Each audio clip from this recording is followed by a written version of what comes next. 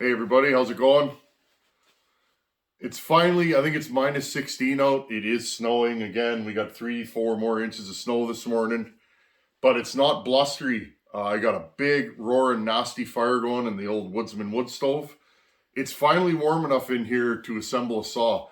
I've had a lot of questions about the 590. Why isn't it running? Well, that's why, friends. It's too cold. And when it's too cold, I don't trust this stuff or any sealant. And I didn't really want to put this together inside. So I figured I'd wait and wait for the right day. Well, it is the right day. What was I going to say? So those of you that have been following along, we've been working on this saw for far too long. Let's see if we can get it rocking and rolling today. In the last video, I ground the transfers higher and just double, triple checked everything. I think this saw will not run with long blowdown. It was spitting back through the carburetor a little bit. Stock, I noticed it was kind of spitty, meaning it's overpressurizing the bottom end and it's shooting it back through the carb as the piston comes down. Okay, as the piston comes down, starts compressing the charge, it's spitting back. So now what I'm doing is by opening the transfer sooner, I am lessening the crankcase compression. Okay, and crankcase compression is after your exhaust port is open and your transfers are closed for that little bit, you start squeezing, okay? There's a spot there where you start squeezing your bottom end charge. If your bottom end charge exceeds the atmospheric pressure, it will push it back out, okay? Just think about it. Under vacuum, the piston's going up. It's sucking all that fuel and air in, and then what happens as it comes down, if there's too much in there, you end up spitting back through the carb. So what I did was I opened the transfer sooner to try and lessen how much pump we're getting in the bottom end. Will it work? I don't know. I'm game to keep working on this thing. I don't know. This could just be one of those saws, friends. Those of you that work on saws know once in a while you get a saw that just will not cooperate. I have hundreds of hours into this build and we're still not much farther than we were. That's okay. I'm going to show this stuff on the channel. This is how it goes. I typically work on the old saws. This is a newer saw and we'll see what we can make of it. If this thing doesn't want to cooperate, I might just run to the power saw shop and buy a brand new one and call her a day with this one. We'll see though. Okay, friends, I'm going to prep the cylinder. Now, I've already washed it. I took my finger and touched all the ports. I noticed when I took this thing apart, on the intake side, remember, I didn't change the intake timing of the saw. That's why I was a little stumped that it's spitting back through the carb even more. But I think what's happening, because we ported it so much, the lower transfers, we added case capacity, a larger tire. And I try and put things in kind of common ways so that people understand. And I understand because that's how my brain works. A larger tire at 35 PSI will hold more weight than a smaller tire at 35 PSI. Why? You have more force pushing out per square inch because you have more square inches. Well, it's the same thing with the bottom end. So I opened up these transfers quite a bit. I added case capacity. And what I think's going on is that extra case capacity is exacerbating a stock problem. Now, I noticed something on this saw. Out of the box, it was a little rough down here, and it actually marked the piston on both sides of the intake, which is interesting because I never touched the intake. The intake was stock. So sometimes a stock cylinder will rub a piston, okay? So what I'm going to do right now is I'm going to get this thing all prepped, put the cylinder on, and glue it down. Hopefully we can run this thing today. If we have enough time, we will definitely try and run it. I want to let this thing sit for a few hours before I start it, just to make sure that this moto seal, oh, I got way too much on my finger there. Less is more with this stuff. But yeah, to make sure that this moto seal bonds. Okay, less is more with this stuff. Try not to use too much. If you get a little in the motor, it won't hurt it. It's preferable to not do that, but it happens. Okay, I'm just going to put a nice layer of this on here. You guys have seen this before. We'll get this happening. What have you guys been up to this week? I've been clearing snow all week. It's been really snowy this year. I'll have to show you guys my yard. It's unbelievable how much snow we have right now. I can't even get at my wood. I think I'm gonna have to fire up the skid steer and move snow back just so I can get at my wood. In my yard, there is a legit 4 to 5 feet of snow. It's hard on the top and soft on the bottom. So what happens if you walk through it, you break through. Big fella like me breaks through, and then you get stuck in the snow, which can be a little scary at times. So I'd like to get snowshoes, but I kind of looked into it a couple years ago, and apparently I'm too heavy. So maybe I need to go on a diet. That's a good reason to lose some weight, just so I can snowshoe my way. I'd like to go for a walk in the yard. Okay.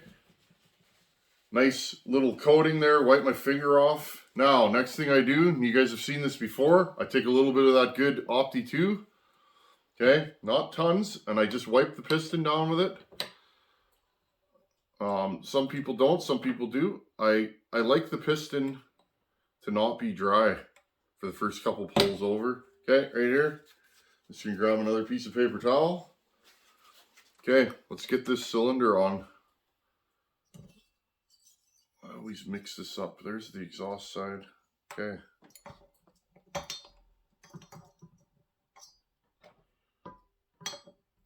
I typically don't use ring compressors on a single ring piston. I find it's not necessary, but if you're just learning, use a ring compressor. It'll save you a little bit of time. Okay, let's see if I can get these in here. I can't remember. Some saws you got to drop them through the top like that, and some saws you can, yeah, see that one falls through. Again, friends, I'm always learning. Never worked on one of these before. There's guys that do, and that Charles Briscoe, that guy's an Echo Porter. He knows the deal. I just kind of work on everything. You guys know that. I'm kind of a jack of all, a master of none. I do tend to mostly work on Husqvarnas.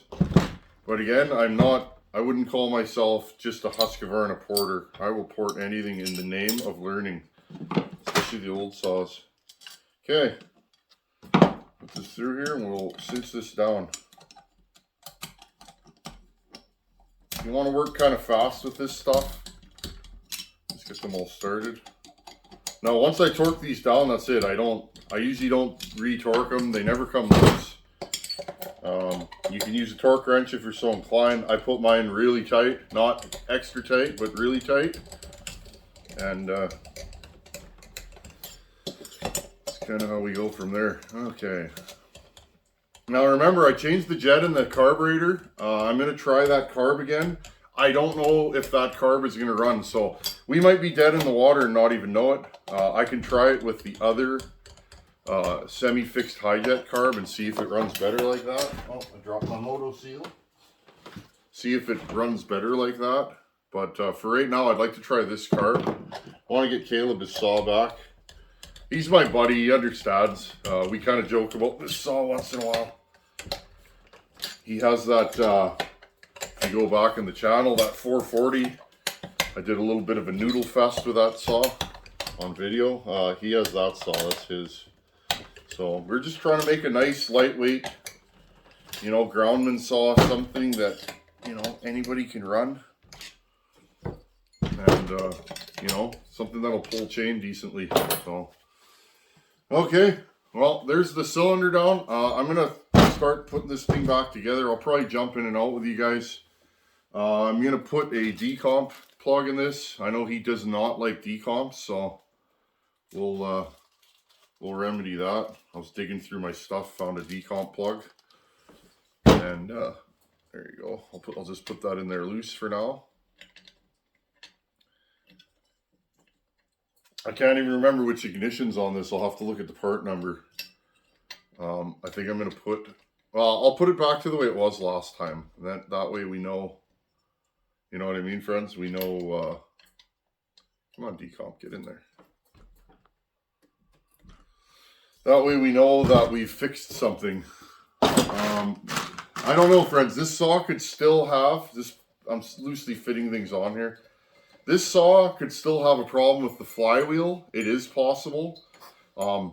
Sometimes flywheels can lose their magnetic ability and they will actually not fire properly. I don't know. I've changed different spark plugs in this. So we'll figure it out, friends. Or we won't. Sometimes you get that saw that just doesn't cooperate. It is what it is. I'm game though. Okay, friends, I'm just going to keep puttering away on this. We have had this saw together on film many times, so I'll hit you guys back in a little bit. We'll see if we can get this thing running. Okay, friends, it's about an hour later. I got the saw loosely put together. It's not 100%, but it's close enough that we can run it. I installed that carb that I modified. So I put a new main jet out of a Still, don't quote me on this, but I believe it's an HDA off of a Still 036. We'll see what this saw is going to do. I have a few little odds and ends to tidy up on this thing, but again, I just wanted to put it together and see what it's going to do. Remember, we raised the transfers 5 degrees, okay? To try and alleviate crankcase pressure. That is another way to do it. You don't always have to JB weld the intake. I still might have to on this saw. This is going to be a heavily used production saw, and so I want to stay away from the JB weld if I can. Not that there's anything wrong with JB welding, but for me, I think that this saw is going to run. Keep your fingers crossed, friends. Let's see what we got here.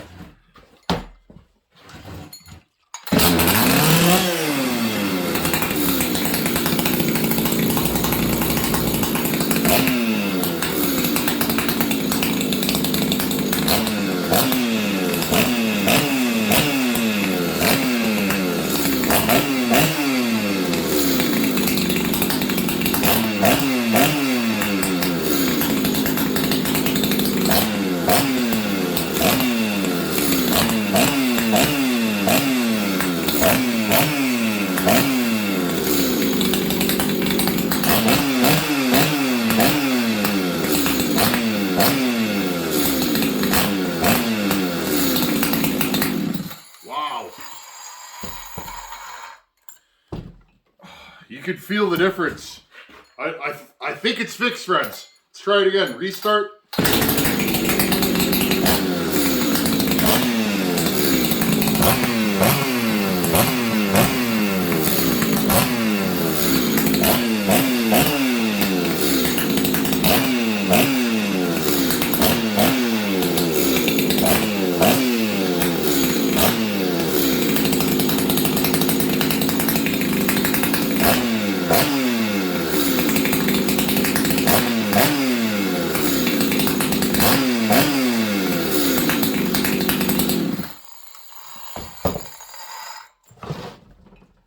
What do you guys think? I'm just going to move you down. I'm yelling.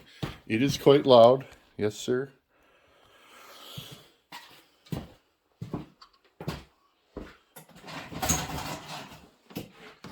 Okay, friends. Well, keep your fingers crossed. I think we fixed the problem. This saw was pig rich before, okay? It would start and idle all day long. The first heat cycle when I put the saw back together, I idled it for like half a tank. It just kind of sat there and I was blipping the throttle. It was kind of loading up, but not dying. It was really rich, but the carb's just rich. I'll let it idle rich and we can tune it. Well, then about a week went by and I went to start the saw again and it was really rich and I could not get it to lean out. This saw stock, I was running it almost with the high jet off, and sometimes with the high jet off, and it was still rich. Ported, this thing was pulling so much fuel that the muffler was soaking wet. Little bit of fuel coming out of the muffler, but again, the saw's not warm. It's not spitting back like it was. I notice a little puff when you're idling it. Again, that could be my low jet setting. It starts. It starts nicely. Very, very zippy throttle response now. And yes, there's no bar and chain on this, but I can feel it. This saw was very, very lazy before. So let's go over this again, friends, because this is a good learning experience for myself and those of you out there that are learning how to port, or even if you're a seasoned veteran. I tend to like longer blowdown. Now, for whatever reason, this power saw would not take 25 degrees of blowdown. I moved it up to 20. It was a lot of work, but now this saw is running cleanly. It's starting idling. I haven't even touched the jets right now from where it was when we had the saw running last time. And it's running clean, and it's actually taking throttle. It's not... If you go back in the series, listen to this thing, it was breaking up all the time. I don't know what coil's on here. I think this coil is the stock coil, so I'll have to swap the coil out and bar this thing up, but I think we got it, friends. I really do. So there you guys go. The reason why this saw was doing what it was doing is this saw is ultra long stroke and ultra small bore for the displacement. And what's actually happening is it's over compressing the bottom end charge. No matter what you do, that bottom end is squeezing way too much on the downstroke, and when the piston was closing, it was spinning it back. Now, what happens with that? Well, when it spits back through the carb, it ends up making your air box and your air filter really rich. And now when the piston opens up again, it sucks all that extra fuel as well as the fuel coming through the carb and the air in, and you end up with a saw that's uber rich and you can't lean it out. This saw was the worst example of that I've ever run. Ported. Stock, it was rich, but not as bad. So this thing is definitely snappy now. I'm sure it'll pull the snot out of a 24. And I'm really, really happy. Another thing, friends, when I first realized that this saw needs less blowdown, I ran this saw without the muffler, and it ran cleaner. Not perfect, but cleaner. And what it actually was there was so much fuel getting into the saw and so much fuel getting into the muffler that was making it even more rich. Because again, when the piston's going down and it's scavenging and pulling that fuel and air back out of the muffler, it was exacerbating the problem worse. So I honestly think that this thing's fixed. There's not much more we could do to it porting wise. I did a little bit of texturing on the intake. I hogged out the primary and secondary transfer, mostly the primary. That is the one farthest away from the exhaust port. Closest to the exhaust port. I hogged out the upper primary quite a bit. I made it way wider and way bigger. I also changed the angle of it. The secondaries on this are like this. I left the secondaries at the stock angle. The primaries I moved up just a bit. And widened everything. I kept the bridge there in the middle of the two transfers as much as I could, but it is thin. But the nice thing is with that bridge, it's on an angle. So think of it, if it was straight up and down, I wouldn't have thinned that bridge. But because it's like this, I always have more support for the ring. You got to think about all this stuff. If you have big, wide transfers, you could hang a ring in the transfer. So anyhow, friends, been working on this saw for 6 months steady, off camera, on camera. I've had it in the wood, and I learned something. I really did, friends. These echoes, and I've been studying other echo designs, looking at the transfers, and on the newer stuff, these echoes seem like they will not run with long blowdown. They will only run with short blowdown, unless you started JB welding the intake. So keep that in mind. If you're going to port an echo, you're going to have to do upper transfer work, I think, no matter what. I think the 620 does have a different piston and cylinder. It is the same bore and stroke and the same displacement. The 620 time's a little different.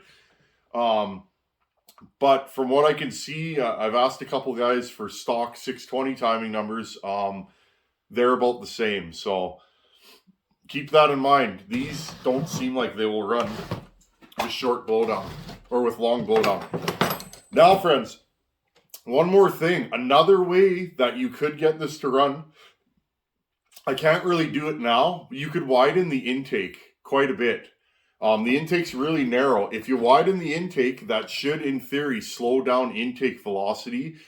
You typically, in my opinion, you typically don't want to do that too much. You can widen them a little bit, but not a bunch. This one's really narrow. I think if you widen this intake, and a lot of guys that port these, I believe, do that, that could be a reason why maybe they can run a little bit longer blowdown than this saw has, because I did not widen the intake. I felt the intake was a decent shape, and I didn't want to widen it. Now, you ask why I don't widen ports. If I was building a race saw or something for cutting cookies to make me smile, by all means, yes.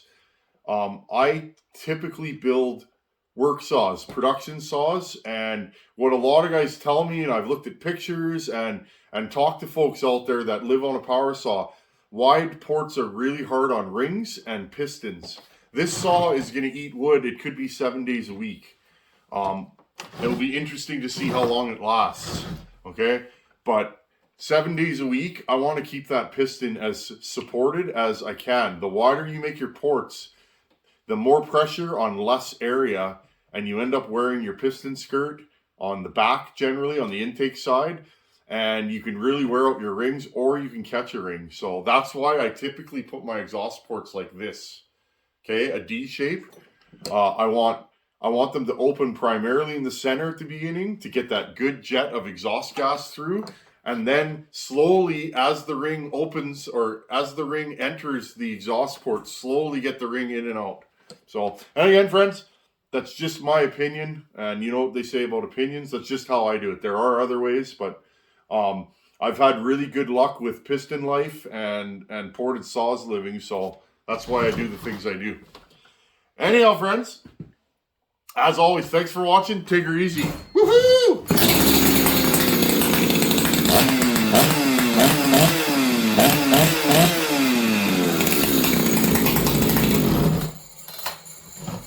Thanks for hanging out, guys. Later.